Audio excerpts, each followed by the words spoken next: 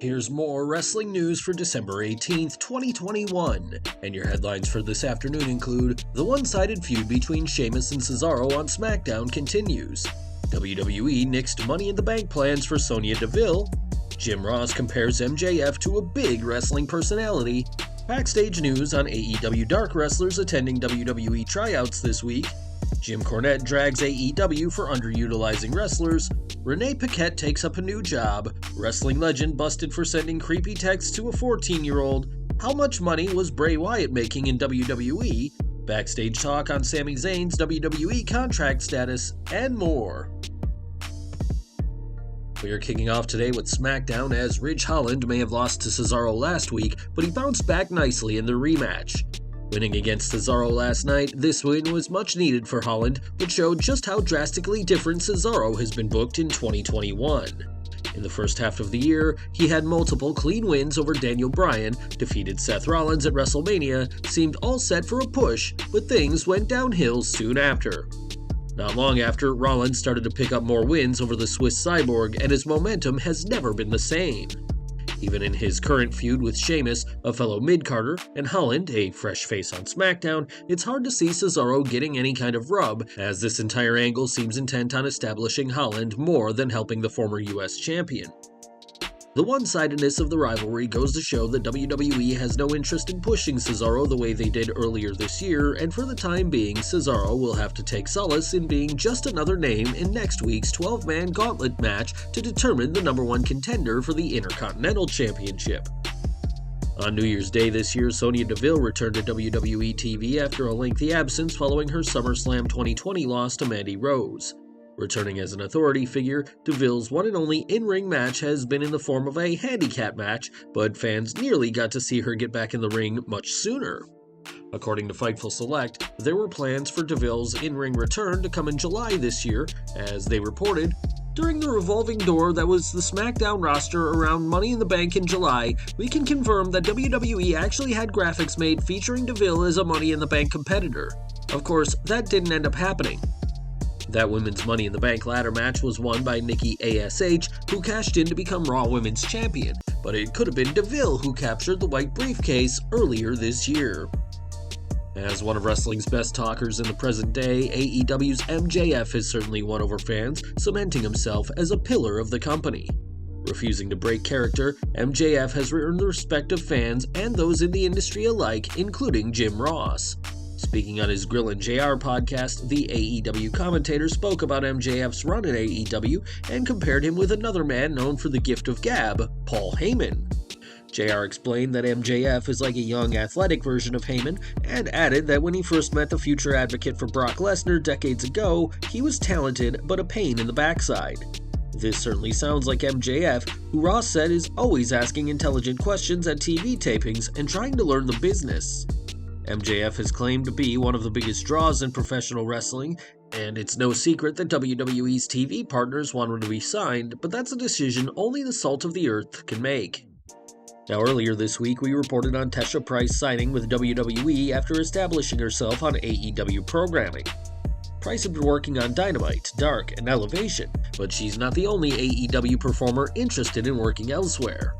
In his report, Dave Meltzer noted that several names who have worked on AEW Dark and Elevation were at this week's WWE Tryouts, including the Renegade Twins, who are also the tag team champions for Thunder Rosa's Mission Pro Wrestling promotion. Cole Carter and Nikita Knight have also worked for AEW Dark and Elevation in the past, and were at the Tryouts. There were some non-AEW names, as Jordan Cruz, a title holder at Hollywood's Championship Wrestling, Alec Bloom, an indie wrestler from Baltimore, and MMA fighter Danielle Cohn all tried out for WWE. Only time will tell if any of these names become the next big star of WWE, but the company is definitely back on the hunt for new talent, even from AEW. Right now, AEW's main event picture is dominated with established names, as CM Punk, Jon Moxley, Bryan Danielson, Adam Cole, and Kenny Omega are all part of what is arguably the most stacked roster in all of professional wrestling. One disadvantage of AEW, though, is that there's far too many talent for the company to use, and this results in a ton of talent going underutilized. On his drive-thru podcast this week, Jim Cornette opens up about what he considers one of AEW's biggest problems and listed some of the talent in the company he feels the company has dropped the ball on. You really cannot develop powerhouse Hobbs if you're not even able to see Hobbs. They start these projects where any number of people have potential and okay, let's get it going, and then they just go away. Whether it's Brian Pillman Jr. or Hobbs or any of the other people we've talked about, yeah, that was good for a couple of weeks only. And you do not just let people drop in every so often if you're genuinely trying to get wrestlers over. AEW may have an incredible roster, but the sheer size of it means that many names go unnoticed. Ironically, one of the biggest criticisms AEW's fans have with WWE. With a ton of big-name signings in recent months and the move to TBS coming up soon, the company is going through a lot of changes, and we'll have to wonder whether more TV time for the aforementioned wrestlers will be part of those changes. After SummerSlam 2020, Renee Paquette left WWE, but wrestling isn't the only industry that the Canadian loves. Like countless Canadians, Renee has a fondness for hockey and will now be working with the NHL. In a Wrestling Observer newsletter, it's reported that Paquette has signed a deal to host a new show on the NHL Network. Renee Paquette has gotten a gig with the NHL Network doing a show with Jackie Redmond called Jack and Pack. The weekly talk show will be based around interviewing players and talking about the news. Paquette and Redmond have known each other dating back to both working in the Toronto media. There is no word how, if at all, this will affect her Oral Sessions podcast, which she launched following her departure from WWE last year. Renee has been through a lot as of late, as she gave birth to her and Jon Moxley's daughter this year, and is supporting her husband through inpatient rehab at this time. So we'd like to wish her the very best of luck with her new role on the NHL Network. We've got some disturbing news regarding veteran wrestler Chief Jay Eagle, who has reportedly been sending illicit messages to a minor. A name in various promotions, including Georgia Championship Wrestling and the NWA, this story was broke by Cassidy Haynes of Body Slam, who shared screenshots of texts between Eagle and a 14-year-old girl, in which he asks to be her, quote, sugar daddy. It's not known why Chief Jay Eagle would do such a thing, but this kind of behavior is simply inexcusable, and we'll keep you updated on this ongoing story as more information becomes available.